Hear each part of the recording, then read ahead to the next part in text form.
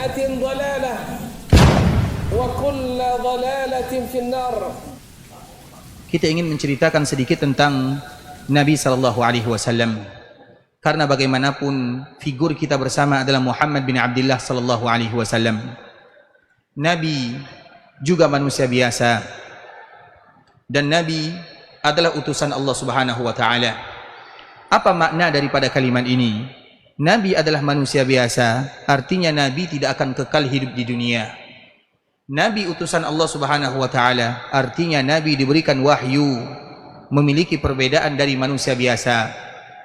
Dan itulah makna daripada firman Allah Subhanahu wa taala, "Qul innama ana basyarum mislukum." Wahai Muhammad, katakan aku sama dengan kalian, basyar. Makanya basyar, kalau bahasa Arab kulit apa? Apa bahasa Arab kulit? Basyarah. Basyar, kulit. Artinya Nabi, kulit Nabi sama dengan kulit kita. Terciptanya Nabi juga sama dengan terciptanya kita. Sebagaimana kita berasal dari keturunan Adam, Nabi juga berasal dari keturunan Adam. Dan semua keturunan Adam tercipta sama. Dan salah satunya adalah baginda Rasulullah SAW, maka disebut dengan basyar. Kemudian basyarum mislukum yuha ilai. Ini perbedaan Nabi dengan kita. Nabi diberikan wahyu oleh Allah Subhanahu wa taala. Dan salah satu kesamaan Nabi dengan manusia biasa adalah wafatnya Rasulullah SAW. Sehingga Allah mengatakan afa immitta fahumul khalidun. Kalau engkau saja wafat, apakah yang lain akan kekal? Seolah Allah mengatakan kalau ada yang kekal di dunia, maka yang paling pantas untuk kekal adalah baginda Rasulullah sallallahu alaihi wasallam. Kalau seandainya ada. Tapi tidak ada. Kalau seandainya Nabi wafat, maka yang lain lebih pantas untuk wafat.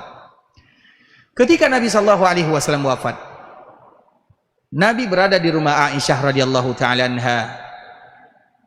Sehingga ibunda Aisyah pernah menyebutkan, inna min ni'amillahi alaihi, di antara nikmat yang Allah berikan kepadaku, bahwa Nabi wafat di hariku, di hari Senin, di rumahku, di waktuku, di dalam pangkuanku, dan tidaklah Nabi wafat kecuali air liurku dan air liur Nabi bertemu bersatu. Kemudian di antara salah satu yang disebutkan oleh ibunda kita Aisyah, Nabi sallallahu alaihi wasallam bersiwak. Dan itulah amalan yang terakhir dikerjakan oleh Nabi sebelum Nabi wafat. Setelah Nabi bersiwak, Nabi mengangkat kedua tangannya dan mengatakan, Allahumma gfirli warhamni wa alhiqni birrafiqil a'la. Setelah Nabi mengatakan kalimat ini, langsung terjatuh tangan Nabi sallallahu alaihi wasallam, pertanda Nabi sudah dipanggil oleh Allah untuk selama-lamanya. Tapi yang ingin kita ambil adalah bahasa yang keluar dari lisan Nabi sallallahu alaihi wasallam. Padahal kita tahu Nabi adalah orang yang paling dicintai oleh Allah Subhanahu wa taala. Nabi adalah orang yang sempurna. Nabi dijamin surga untuk Nabi semuanya. Tapi Nabi mengucapkan Allahumma ufirli warhamni wa alhiqni birrafiqil a'la. Ya Allah, ampunkan dosaku, sayangi diriku, dan pertemukan aku denganmu. Itu adalah kalimat yang keluar dari lisan Nabi sallallahu alaihi wasallam. Artinya kalau seandainya Nabi yang begitu mulia, yang surga tidak dibuka kecuali yang pertama kali untuk baginda Rasulullah sallallahu alaihi wasallam. Namun Nabi tetap berdoa kepada Allah Subhanahu wa taala agar diampunkan dosanya, disayangi dirinya. Lantas bagaimana dengan kita sebagai umat Rasulullah sallallahu alaihi wasallam? Apa yang kita miliki? Doa adalah senjata kaum muslimin. Sehingga di antara doa yang tidak boleh kita lupakan, Allahumma ahsin aqibatana fil umuri kulliha wa ajirna min khizyid dunya wa azabil akhirah. Ya Allah, jadikan kesudahan kami dalam setiap urusan yang terbaik. Dan di antara salah satu kesudahan dalam kehidupan dunia adalah kematian. Seolah-olah kita memohon kepada Allah, ya Allah, wafatkan aku dalam keadaan yang terindah yang Engkau ridhai. Hindarkan aku dari kehinaan dunia, selamatkan aku dari azab akhirat. Itulah makna daripada doa yang tadi telah kita sebutkan. Maka sudah semestinya seorang muslim, mereka harus menghafal doa tersebut agar mereka dimudahkan oleh Allah dikala mereka nanti berada di alam barzakh. Karena dikala kita berada di alam barzakh, ikhwatul Islam, sebagaimana sebuah hadis yang akan kita sampaikan, idza qubiral mayyit, apabila seseorang dikuburkan, ini secara umum, qala ahadukum, atau salah seorang di antara kalian, atahu malakani aswadan, maka yang pertama kali dia jumpai adalah malaikat yang berwarna hitam. Satu namanya Munkar, yang kedua namanya Nakir. Munkar dan Nakir diambil dari kata-kata nakirah. Munkar dinamakan Munkar karena kita tidak kenal. Nakir dinamakan dengan Nakir, kita tidak pernah tahu sebelumnya. Kita tidak tahu bagaimana malaikat tersebut, bentuknya bagaimana, besarnya bagaimana, keadaannya bagaimana, kekuatannya bagaimana, kita tidak ada yang tahu. Makanya masalah perkuburan kita tidak boleh main-main. Ustaz, saya tidak takut, karena cukup nanti bagi saya membawa kalimat kertas, kemudian dimasukkan ke dalam kain kafan. Kalau ada malaikat Munkar dan Nakir yang bertanya, aku akan tunjukkan kertas ini. Emang malaikat Munkar dan Nakir itu kenal? Tidak ada orang dalam di dalam kubur, tidak ada. Orang dalam itu di dunia, ordal itu cuma di dunia. Di kuburan, malaikat tidak kenal orang dalam. Malaikat hanya tahu, jawab betul, selamat. Tidak betul, pukulan. Itu saja yang dia tahu. Maka disebut dengan Munkar dan Nakir. Munkar itu tidak tahu, tidak kenal. Itu artinya Munkar. Kita tidak pernah kenal dia, dia juga tidak tahu siapa kita, kecuali melaksanakan tugasnya. Dapat pertanyaan, selesai. Tidak dapat pertanyaan, dipukulkan. Yang apabila pukulan itu dihadapkan kepada gunung, maka gunung akan hancur. Bagaimana kira-kira kalau dipukulkan ke jasad kita yang begitu lemah? Itulah malaikat Munkar dan Nakir. Al-Aswadan, di dalam riwayat yang lain Al-Azraqan, warnanya biru. Terlepas daripada warna, kita tidak fokus kepada warna, tapi kita fokus kepada jawaban daripada pertanyaannya. Aswadan, Azraqan. Bisa jadi yang Munkar warna aswad, warna hitam, yang Nakir warna lain, warna biru, azraq. Azraq itu warna apa, Ustaz? Azraq, biru atau hijau? Terserah warna lah ya, yang penting dia satu hitam, satu yang lain warnanya. Kemudian dia langsung bertanya. Apa pertanyaannya? Ma taqulu fi hadzal rajul? Apa yang kamu katakan terhadap laki-laki ini? Maksudnya, siapa laki-laki ini? Fayaqul huwa Abdullah wa rasuluh, asyhadu an la ilaha illallah wa asyhadu anna Muhammadar Rasulullah. Ini pertanyaan pertama. Malaikat bertanya, ma taqulu fi hadzal rajul? Laki-laki yang diutus ini siapa dia? Tidak lain tidak bukan adalah Nabi sallallahu alaihi wasallam. Pertanyaan ini ikhwatul Islam, dan jawabannya tidak datang secara tiba-tiba. Yang kenal Nabi banyak, yang kenal Allah banyak, yang tahu agama juga banyak, tapi siapa di antara mereka yang betul-betul kenal dengan Allah? Siapa di antara kita yang betul tahu tentang agama?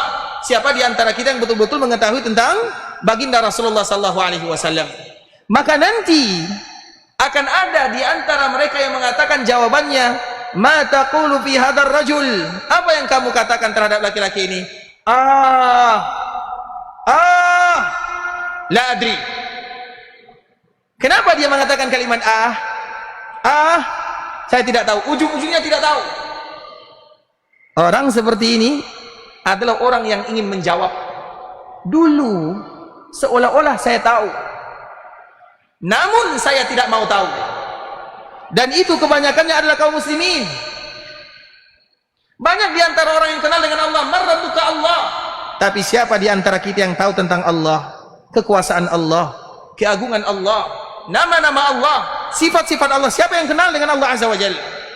Semua kita beragama Islam, alhamdulillah, tapi siapa yang betul-betul kenal dengan Islam? Maka nanti dikala ditanya, jawabannya ujungnya la adri. Kenapa ada kalimat A? Dia ingin mengeluarkan kata-kata. Dulu saya tahu, tapi tidak bisa terucap dari lisannya. Ditutup, ujung-ujungnya saya tidak tahu. Dikala dia mengatakan saya tidak tahu, maka di saat itulah malaikat akan memukulkan kepadanya pukulan yang sangat luar biasa.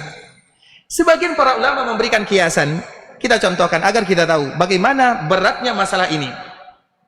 Ada orang ujian, ini contohnya, ada orang ujian. Kemudian sebelum ujian, dia tidak ada persiapan sama sekali. Kemudian dia ujian, tidak lulus. Dia kecewa atau tidak? Kecewa atau tidak? Kita ulang lagi pertanyaannya. Ada orang ujian dan dia tidak belajar. Dia tahu dia akan ujian, dia tidak belajar. Dia kecewa atau tidak?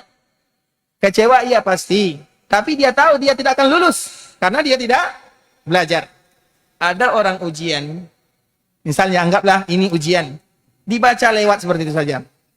1, 2, 3. Kemudian pas ujian, dikala dia ingin menjawab pertanyaannya, dia mengatakan seolah-olah aku tahu jawabannya, tapi kira-kira apa ya? Karena dia hanya sekedar lewat saja. Yang kecewa, yang paling kecewa, yang pertama atau yang kedua? Yang pertama atau yang kedua? Itulah. Kita kenal dengan Allah, tapi kita tidak tahu. Kita kenal dengan agama, tapi kita tidak tahu. Jauh dari agama. Tidak mau belajar. Kita tahu tentang Nabi, namanya Muhammad, tapi kita tidak mau tahu tentang Nabi SAW. Itulah ibarat orang yang kedua. Kecewanya kuadrat. Karena dulu ada kesempatan untuk mengetahui, tapi hanya sekedar lewat begitu saja. Sehingga dikala ditanya di perkumpulan A, kalimat A itu ada makna. A itu seolah-olah dia, saya tahu dulu, saya pernah tahu dulu, tapi tidak jadi tahu. Ujung-ujungnya la adri, saya tidak tahu. Malaikat tidak mau tahu. Mungkar dan nakir, kalau tidak tahu langsung dipukul kepada orang tersebut. Kemudian ikhwatul Islam, ketika dia menjawab ma taqulu fi hadzal rajul, maka orang yang beriman mengatakan huwa Abdullah wa rasuluh, asyhadu an la ilaha illallah wa asyhadu anna Muhammadar Rasulullah. Apa kata malaikat ini? Qad kunna na'lam annaka taqulu hadza. Kami tahu kamu akan berhasil menjawabnya. Tsumma yufsahu lahu fi qabrihi 70 zira'an fi 70. Maka perkuburan akan diperluas 70 kali 70 hasta. 70 hasta itu kurang lebih 35 meter lah. Itu luas atau tidak? Rumah kita saja tidak sampai seluas itu ya. Artinya itu baru pertama kali, ini mukaddimahnya. Kemudian summa yunawwarulah, kemudian perkuburannya pun akan diterangi. Kemudian setelahnya datang sahabatnya. Sahabat ini dalam bentuk yang sangat indah, mendatangkan wangi yang sangat mulia. Maka dia pun bertanya, kamu siapa? Dia pun mengatakan, ana amalu, saya ini adalah amalan kamu. Jadi amalan kita itu akan bisa berwujud nanti di akhir kehidupan, nanti di alam barzakh, nanti di timbangan. 3 ini kita akan menyaksikan amalan kita itu yang mana. Di dunia kita tidak tahu amalan kita. Salat kita mana? Salat kita tidak ada. Salat selesai, pahalanya mana tidak tahu. Salat yang kita lakukan itu mana? Di akhir kehidupan ada. Kemudian di perkuburan akan berbentuk, dan bentuknya seperti seorang yang sangat indah, mendatangkan bau yang sangat mulia. Kemudian dikatakan kepadanya, irji' ila ahli, arji' ila ahli fa ukhbirhum fa yaqulu nam ka naumikal arush. Saya ingin pulang kepada keluargaku, kata orang tadi. Tadi orang yang meninggal dia mengatakan saya ingin pulang kepada keluargaku. Namun malaikat mengatakan tunggu dulu, nam, tidur sebagaimana tidurnya seorang pengantin dalam perkuburannya. Dan itu adalah malam pertama yang paling indah. Karena biasanya kita selalu melewati malam pertama bersama keluarga. Itu adalah malam-malam yang paling indah. Dan itu pun akan kembali terulang dikala kita berada di alam barzakh. 6. Tidurlah kanaumatil arush. Pengantin kalau tidur, bangun-bangunnya marah atau tersenyum? Senyum saja hidupnya. Dah begitulah orang yang yang nanti berada di perkuburannya. Kemudian apa yang terjadi?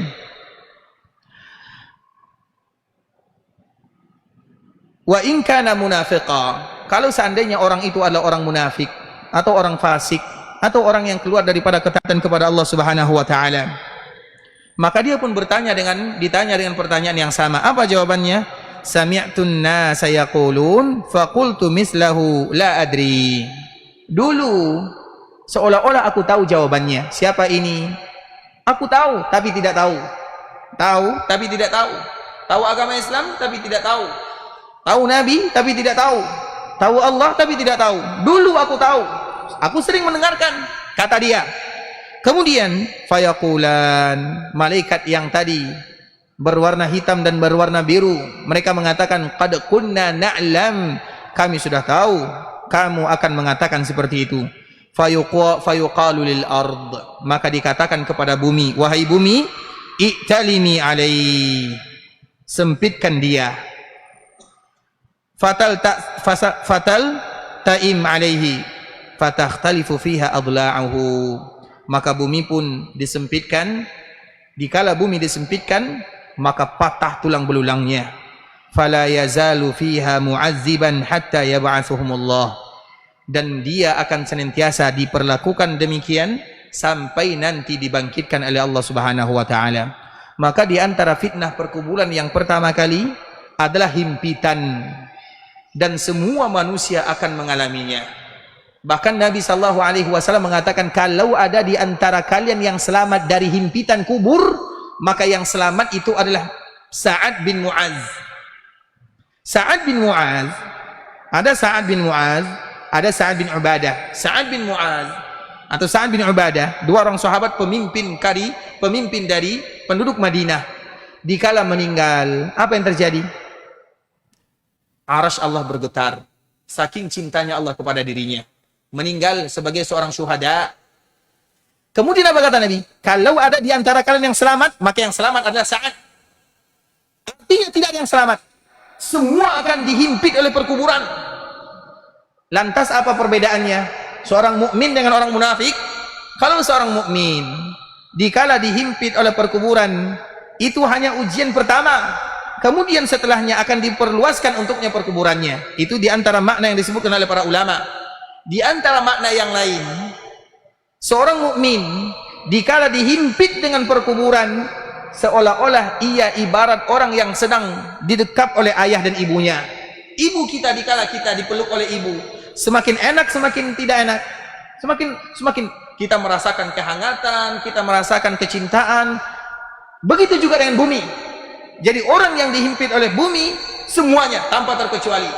Hanya saja seorang mukmin ibarat seorang yang dipeluk oleh ibunya, merasakan kehangatan, merasakan kenyamanan.